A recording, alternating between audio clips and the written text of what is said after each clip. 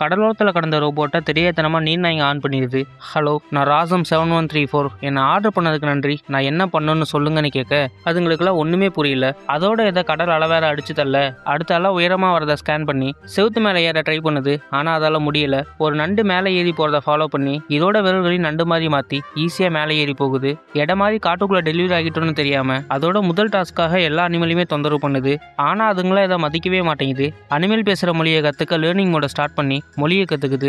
எல்லா மிருகத்துக்கு முன்னாடி நான் ராசம் 7134 நான் உதவ வந்திருக்கேன்னு அறிமுகப்படுத்திக்குது. இப்படி பேசிட்டு இருக்கப்பே ஒரு மான் பின்னாடி வந்து முட்டி தூக்க பறந்து கீழே விழுகுது. பறந்து விழுந்த ரோபோட்டு செத்துருச்சு நல்லா நினைக்க இது அசால்ட்டா எந்திரிச்சு நிற்குது. இதை பார்த்த எல்லா அனிமலும் இது ஒரு அரைக்கம் போலன்னு தெரிச்சு ஓடுது. தவறான இடத்துல டெலிவரி ஆகிட்டோன்னு உணர்ந்து ரிட்டர்ன் போக டிரான்ஸ்மிட்டரை ஆன் பண்ணுது. அப்போ மண்டையிலேயே டமால் இடி விழுந்து கீழே விழுந்துருது. கொஞ்ச நேரம் கழிச்சு கண்ணு முழிச்சு பார்க்க ரக்குன் கூட்டம் இதோட பார்ட்ஸை பிரித்து விளையாடிட்டு இருக்கு. அதுங்க எல்லாத்தையும் சமாளித்து பார்ட்ஸை ஒன்று சேர்த்து ரிட்டர்ன் டிரான்ஸ்மிட்டரை ஆன் பண்ண அதை ஒரு ரக்குன் பிடிங்கிட்டு போய் கரடி குகையில் போட்டுருது. ராஸ் டிரான்ஸ்மிட்டர் எடுக்க அந்த கரடி கோவத்தில் ராஸை துரத்துது. அதுகிட்ட இருந்து தப்பிக்க முயற்சி செய்யறப்ப தவறி மலையிலேருந்து கீழே விழுந்து நுனியில் தப்பிக்குது. ஆனால் ராசுக்கே தெரியாம ஒரு வாத்து இந்த நிகழ்வில் இறந்துருது. அதோட ஒரு முட்டை மட்டும் மிச்சம் இருக்க அதையும் திருட்டு ஓனா திருடிட்டு போகுது. துரத்தி அதுகிட்ட இருந்து முட்டையை கைப்பற்றுது. அப்போ ஓனாய் மேல முள்ளமண்டையோட முள் குத்தி இருக்கப்ப அதையும் அன்பா எடுத்து விடுது. கொஞ்ச நேரத்துல அதுல இருந்து ஒரு அழகான வாத்துக்குட்டி வெளியே வருது. முட்டையிலிருந்து வெளியே வந்த குட்டி வாத்து ஃபர்ஸ்டா பார்த்த ரோஸை தன்னோட அம்மா நினைச்சு பின்னாடியே போகுது. ராசோ ஃபேக்டரிக்கு திரும்ப போக டிரான்ஸ்மிட்டரை ஆன் பண்ண இந்த குட்டி வாத்து ஓடி போய் உடச்சு விட்டுருது. இந்த வாத்து குட்டியை அங்க வந்த ஒரு பெருச்சாலி கூட்டத்தோட வைக்க, இங்க பாரு, இது ஃபர்ஸ்ட் ஒன்னதான் பார்த்துச்சு, நீ தான் இதோட அம்மா, இதை நீ தான் நல்லா பார்த்துக்கணும்னு சொல்ல, என்கிட்ட அம்மாவா இருக்கிறதுக்கான ப்ரோக்ராம் எதுவுமே இல்லை, அதோட எனக்கு டாஸ்க் எதுவுமே இல்லை, அதனால நான் திரும்ப ஃபேக்டரிக்கே போறேன்னு ராஸ் சொல்ல, உன்னோட டாஸ்க்கே இவனை பார்த்துக்கிறது தான், இவனை சாப்பிட வைக்கணும், நீந்த வைக்கணும், பறக்க வைக்கணும், இது எல்லாமே குளிர்காலத்துக்குள்ள பண்ணி முடிக்கணும், அப்பனா தான் இவனால இடம்பெயர முடியும்னு சொல்ல, ராஸும் அதோட ஃபர்ஸ்ட் டாஸ்க் எடுத்துக்குது. இதை பத்தி ஐடியா இல்லாதனால கிறுக்குத்தனமா பண்ணிட்டு இருக்கு. இதை பார்த்துட்டு இருந்த ஓனாய் உன் டாஸ்க்கை முடிக்க நான் உதவுறேன்னு ராஸை ஏமாத்தி நல்லா சாப்பிட்டு ஏமாத்துது. இதோட வாத்துக்குட்டி சேஃபா இருக்க ஒரு பெரிய வீட்டையும் கட்டுது. அந்த குட்டி வாத்துக்கு பிரைட் பில்னு பேரை வச்சு அன்போடு அழைக்குது. அப்படியே நாள் கிடக்குது. குட்டியா இருந்த வாத்து இப்ப பெருசாகிருச்சு. ஆனா இப்பவும் இதுக்கு சாப்பிட மட்டும் தான் தெரியும், நீந்தவும் தெரியாது, பறக்கவும் தெரியாது. பிரைட் பில்லை நீந்த வைக்க ஒரு கட்டையில வச்சு தள்ளி விட சரிக்கிட்டே தண்ணியில விழுந்த பிரைட் பில் தட்டு தடுமாறி நீந்த கத்துக்கிறான். இப்போ இடம்பெயர்றதுக்கு தேவையான 2வது ரெக்யர்மெண்ட்டையும் கம்ப்ளீட் பண்றான். தட்டு தடுமாறி நீந்திட்டு இருக்க பிரைட் பில்லோட சேஃப்டிக்காக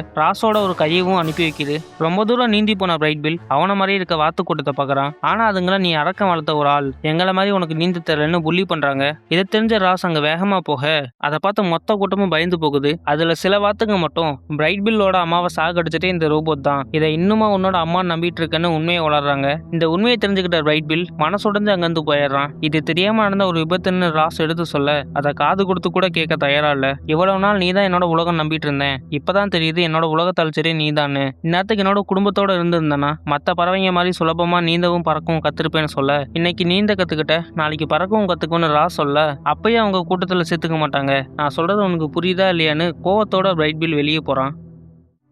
ராஸ் யதார்த்தமா கடலோரத்துக்கு போக அங்க அவனை மாதிரியே இருக்கக்கூடிய ரோபோட்லாம் உடஞ்சு கிடக்கிறத பாக்குறான். அந்த இடத்துல தான் ராசம் ரோபோட்டை பத்தியே தெரிஞ்சுக்கிறான். அங்க கிடைச்ச உடஞ்ச பார்ட்ஸ் எல்லாம் ஒண்ணு சேர்த்து இன்னொரு ரோபோட்டை ஆன் பண்றான். அதுகிட்ட என்னால முடிக்க முடியாத டாஸ்க்லாம் மாட்டிட்டு இருக்கேன், எனக்கு உதவி பண்ண முடியுமான்னு கேட்க அது ராஸை செக் பண்ணி பார்க்கும்போது தான் தெரியுது ராஸ் இந்த டாஸ்க்கை முடிக்க அதோட கோட ஓவர் ரைட் பண்ணிருக்குன்னு. நீ இப்போ தவறான இடத்துல இருக்க, ஃபேக்டரிக்கே திரும்ப போ, அவங்க உன்னை சரி பண்ணிடுவாங்கன்னு அதோட டிரான்ஸ்மிட்டரை கொடுத்துட்டு ஆஃப் ஆகிடுது. மூலன்ற ஒண்ணு இல்லாத ராஸ் தன்னோட இதயத்துல இருந்து யோசிக்கவும் குழப்பத்தோட போய் மலை உச்சில உட்காந்து திரும்ப போக தயாராகுது. அப்போ அங்க வந்து நிறைய ராஸ் கிட்ட பேசிட்டு இருக்கப்பதான் பறவைங்க எல்லாம் பறந்து போத நோட் பண்றாங்க. பிரைட் பில் பறக்கிறதுக்கான நேரம் வந்துருச்சுன்னு உணர்ந்து அவனை ட்ரெயின் பண்ண போறாங்க. ஆல்ரெடி ராஸ் மேல இருந்த கோவத்தாலும் தன்னால முடியாதுன்ற தாழ்வு மனப்பான்மையாலும் பிரைட் பில் உன்னோட டாஸ்க் முடிஞ்சிருச்சு, நீ திரும்ப உன்னோட ஃபேக்டரிக்கே போகலான்னு சொல்றான். இதை கேட்டு இதயத்துல இருந்து யோசிச்ச ராஸ், நீ பறந்து இடம் பெயர்ந்தாதான் நான் இங்க இருந்து போவேன், உன்னால முடியும்னு மோட்டிவேட் பண்ணி பறக்க வைக்கவும் ட்ரைனிங் தரா. பல போராட்டத்துக்கு அப்புறமேல பிரைட் பில் பறக்க ஆரம்பிக்கிறான். இது மட்டும் பத்தாதுன்னு கழுகோட உதவியோட சிறப்பா பறக்கவும் கத்துக்கிறான். இவங்களோட விடாமுயற்சியை பார்த்தா அடுத்த இடம்பெயர்தலோட தலைவன் பிரைட் பில்ல கூட்டிட்டு போக சம்மதிக்கிறாரு.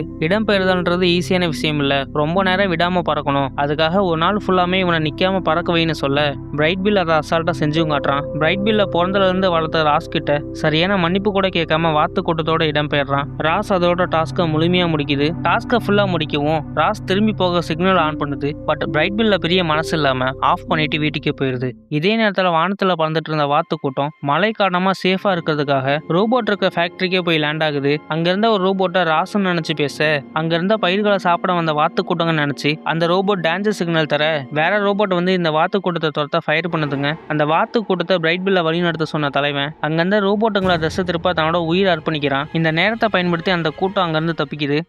எப்போதும் இல்லாத அளவுக்கு இந்த முறை பனிப்பொழிவு அதிகமா இருக்க குளிர் தாங்க முடியாத ஓனாய் ராசோட வீட்டுக்கு வருது. அப்பதான் அவங்க உணர்றாங்க மற்ற மிருகங்களும் ஆபத்துல இருக்குன்னு. கடும் பனியும் பொருட்படுத்தாம எல்லா அனிமலையும் காப்பாத்தி அதோட வீட்டுல ஒண்ணா வைக்குது. இது வரைக்கும் சண்டை போட்டுட்டு இருந்தவங்க எல்லாமே ஒரே இடத்துல இருக்கவும் அந்த இடத்துல சலசலப்பு ஏற்படுது. இதை பார்த்த ஓனாய் இந்த இடத்த விட்டு வெளியே போற முதல் ஆள் குளிரால இறந்துருவாங்க.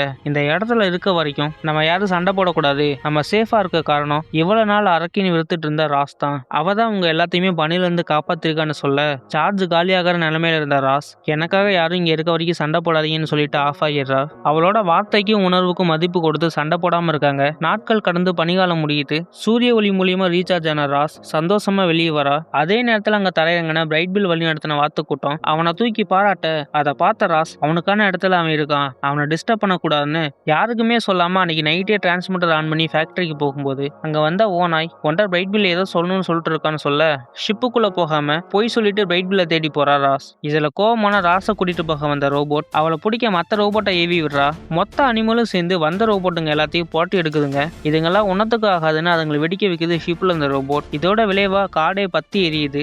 அடிபட்ட ராசை ஷிப்புக்குள்ள இழுத்து அதோட மெமரியை காப்பி பண்ணுது. இந்த ஒரே காரணத்துக்காக தான் ராசை கூட்டிட்டு போக அடம் பிடிச்சிருக்கும். ராஸ் போறதை பார்த்த பிரைட் பில் திறமையா மொத்த கூட்டத்தையும் வழி நடத்தி கண்ணாடியை உடைச்சிட்டு அவன் உள்ள போறான். அங்க அசைவே இல்லாம படுத்திருந்த ராஸ் கிட்ட உன் மேல எந்த தப்புமே இல்ல, அது ஒரு விபத்து தான், ஐ லவ் யூ மாம்னு சொல்லி அது மேல படுக்க அவன் எதிர்பார்க்காத மாதிரி ராஸ் ஐ லவ் யூ டூன்னு சொல்லுது. ப்ரோக்ராம் படி எங்கிட்டு இருந்த ராஸ் அதோட மனசுல இருந்து இயங்க ஆரம்பிச்சிருச்சு. கூட்டிட்டு போக வந்த ரோபோட்டோட சோழியை முடிச்சு ரெக்கையில அடிபட்டு பறக்க முடியாத பிரைட் பில்ல கூட்டிட்டு கீழே குதிக்குது. இதே நேரத்துல காட்டு தீ அழிக்க மொத்த தீவும் பேட்லரோட உதவியோட பெரிய மரத்தை சாச்சு ஆத்தோட தண்ணியை தசை மாத்தி விடுறாங்க.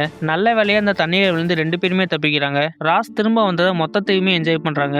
ஆனா ராசோ நான் திரும்பி போக போறேன், என்னை கூட்டிட்டு போக அவங்க கட்டாயம் திரும்ப வருவாங்க, அப்படி வந்தாங்கன்னா ஆபத்து இந்த தீவுக்கு தான், நான் ஒருபோதும் உங்களை மறக்க மாட்டேன். அவங்க என் பவர் ஆஃப் பண்ணப்பையும் பிரைட் பில் பேசினது தெளிவா கேட்டுச்சு. என்னோட உடம்பு வேற ஒரு இடத்துல இருந்து யோசிக்க ஆரம்பிச்சிருச்சு. அவங்க யாராலையுமே அந்த இடத்த கண்டுபிடிக்கவே முடியாது, நீங்க எல்லாரும் இதே மாதிரி எப்போது ஒத்துமையா இருக்கணும்னு சொல்லிட்டு டிரான்ஸ்மிட்டரை ஆன் பண்ணி ஃபேக்டரிக்கே திரும்ப போறா. அடுத்த பனிகாலம் வருது. இப்ப ராஸ் இல்லாமலே எல்லாரும் ஒத்துமையா இருக்காங்க. ராஸ் ஃபேக்டரியில அவளுக்கு கொடுத்த வேலையை பண்ணிட்டு இருக்கா. அப்போ பிரைட் பில் மட்டும் அங்க போக ராஸ் அவனை மறக்காம தூக்கி கொஞ்சரா.